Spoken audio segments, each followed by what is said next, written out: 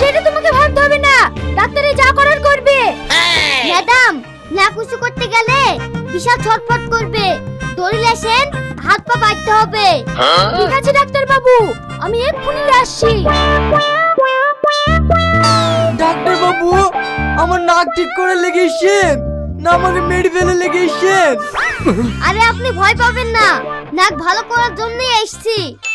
এলেন ডাক্তার বাবু দড়ি। ঠিক আছে, এবার আপনি এখানে শুয়ে পড়ুন,